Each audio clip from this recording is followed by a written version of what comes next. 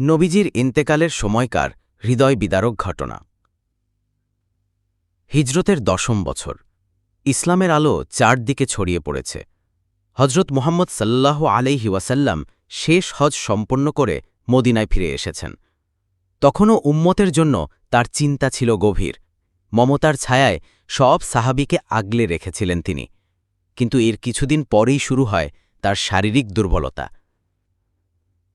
নবীজি ধীরে ধীরে অসুস্থ হয়ে পড়েন।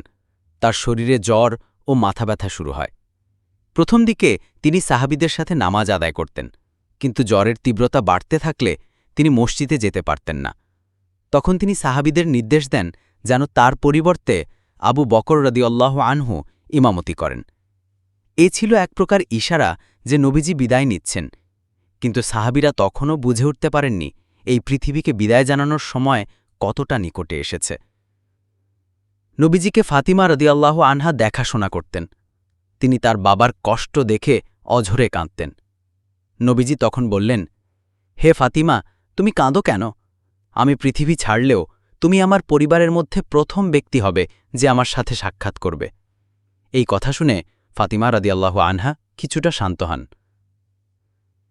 নবীজি তখন তার সব স্ত্রীদের সম্মতিতে আয়েশা রাদিয়াল্লাহু আনহার ঘরে ছিলেন। ইন্তেকালের আগের দিনগুলোয় তিনি মাঝে মাঝে জ্ঞান হারিয়ে ফেলতেন, আবার ফিরে পেতেন। একদিন তিনি কিছুটা সুস্থ বোধ করলে দুই সাহাবীর কাঁধে ভর দিয়ে মসজিদে আসেন। আবু বকর রাদিয়াল্লাহু আনহু তখন নামাজ পড়াচ্ছিলেন। নবীজিকে দেখে সাহাবীরা আনন্দে ফেলে উঠে দাঁড়িয়ে পড়েন, কিন্তু নবীজি ইশারায় বলেন, তোমরা বসে থাকো। তারপর তিনি আবু বকরের পাশেই বসে নামাজ পড়েন। সেই ছিল নবীজির জীবনের শেষ নামাজ। এরপর শরীর আবার দুর্বল হয়ে পড়ে। শেষ দিন নবীজি আয়েশা রাদিয়াল্লাহু আনহার কোলের উপর মাথা রাখেন। তিনি বারবার মুখে বলছিলেন, লা ইলাহা ইল্লাল্লাহ, ইন্না লিল মাউতি সাকারাত। অর্থ, আল্লাহ ছাড়া কোনো উপাস্য নেই, মৃত্যুর যন্ত্রণাও কত কঠিন। এক পর্যায়ে তিনি হাত উঠিয়ে বললেন, আল্লাহুম্মা রফিকাল আ'লা। অর্থ, হে আল্লাহ, আমাকে আপনার মহান সঙ্গীদের কাছে নিয়ে যান। এই বলে তিনি চিরতরে চোখ বন্ধ করেন। তখন দিনটি ছিল সোমবার, ১২ রবিউল আউয়াল, হিজরি ১১ সাল। নবীজি যখন ইন্তেকাল করেন, পুরো মদিনা যেন নিস্তব্ধ হয়ে পড়ে। মানুষ বিশ্বাস করতে পারছিল না যে তাদের প্রিয় রাসূল আর বেঁচে নেই।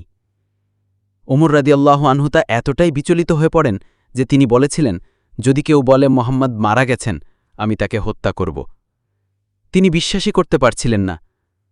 তখন আবু বকর রাদিয়াল্লাহু আনহু এসে সাহসের সঙ্গে বলেন, যারা মোহাম্মদকে ভালোবাসে জেনে রাখো তিনি ইন্তেকাল করেছেন। আর যারা আল্লাহের ইবাদত করে তারা জানুক আল্লাহ চিরঞ্জীব, তিনি কখনো মারা যাবেন না। তারপর তিনি কুরআনের এই আয়াত পাঠ করেন, মোহাম্মদ একজন রাসূল, তার পূর্বেও বহু রাসূল অতিক্রান্ত হয়েছেন। তাহলে কি তিনি মারা গেলে অথবা শহীদ হলে তোমরা পিছনে ফিরে যাবে? সূরা আলে ইমরান ১৪৪। আবু বকরের এই ভাষণ শুনে সাহাবীদের চোখে অশ্রু নেমে আসে, কিন্তু অন্তরে স্থিরতা ফিরে আসে। এরপর নবীজির গোসল করানো হয়, কাফনের কাপড় পরানো হয় এবং পরপর জামাতে নামাজ না পড়িয়ে দলবদ্ধভাবে লোকজন নবীজির জানাজা নামাজ পড়ে। কেউ কেউ দলে দলে এসে বিদায় জানাতে থাকেন। অবশেষে নবীজি সেই ঘরেই দাফন হন যেখানে তিনি ইন্তেকাল করেছিলেন, আয়েশা রাদিয়াল্লাহু আনহার ঘরে, যা এখন মসজিদে নববীর অংশ।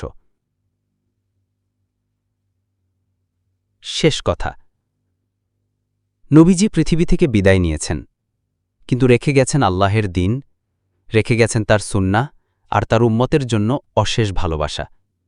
ইন্তেকালের সময়ও তিনি উম্মতের কথাই ভাবছিলেন, উম্মতের জন্যই কাঁদছিলেন। তিনি আজ আমাদের মাঝে নেই, কিন্তু তার বাণী, তার আদর্শ, তার দোয়া সব এখনও আমাদের মাঝে বেঁচে আছে। তার প্রতি ভালোবাসা মানেই তার দেখানো পথে চলা, তার সুন্নাহ অনুসরণ করা।